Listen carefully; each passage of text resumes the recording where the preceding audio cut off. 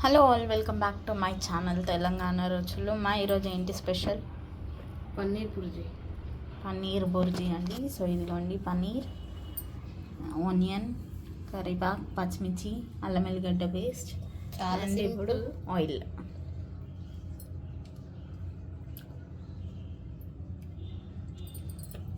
ఆమా చాలా అంటే చాలా సింపుల్. ఒక 2-3 మినిట్స్లో అయిపోతుంది.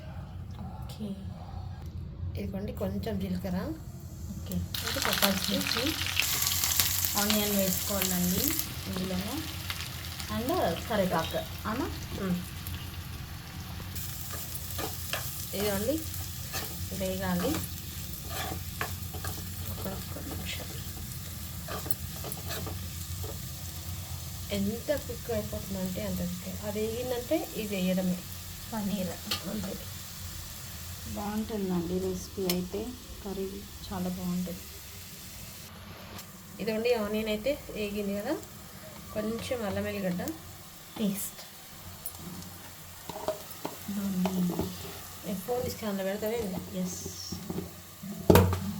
పసుపు రండి. చెప్పమా. ఇది పన్నీర్ చెప్తున్నాను కదా. ఇవ్వండి పన్నీర్ అయితే వేసేసుకున్నాం. ఇప్పుడు కర్రీ మొత్తం కలిపేసుకోవాలా. బాగుంటుంది. ఇప్పుడు ఇందులో కారం, కొంచెం ధనియాల పొడి, గరం మసాలా. సో చూసారా ఎలా వచ్చిందో? ఆనియన్ పన్నీర్ ఇదంతా మొత్తం మిక్స్ అయిపోయింది అన్నమాట. ఇప్పుడు కారం వేసుకున్నాం,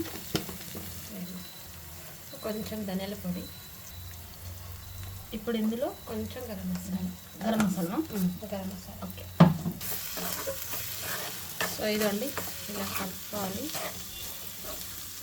వాటర్ వద్దు, వాటర్ వేయకూడదు, అస్సలు వేయకూడదు. ఓకే. ఇందులో టొమాటో ఇంకేం వేయరమా? ఇంకేం లేదు, ఓన్లీ పన్నీర్ బుర్జీ. ఇప్పుడు ఇందులో సాల్ట్ వేసుకుందాం. ఓకే. సాల్ట్మా.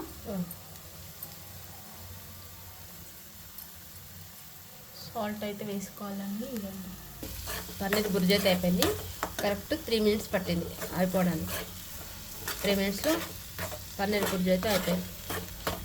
రైస్లోకి, చపాతీలోకి బాగుంటుంది. ఓకే. సో ఇది ఏంటంటే మనం చపాతీ స్టఫ్ పెట్టుకొని పన్నీర్ చపాతీ కూడా చేసుకోవచ్చు అనమాట, పరాటా లాగా. ఇంకా బాగుంటుంది టేస్ట్ అయితే. సో ఇదండి ఈరోజు వీడియో.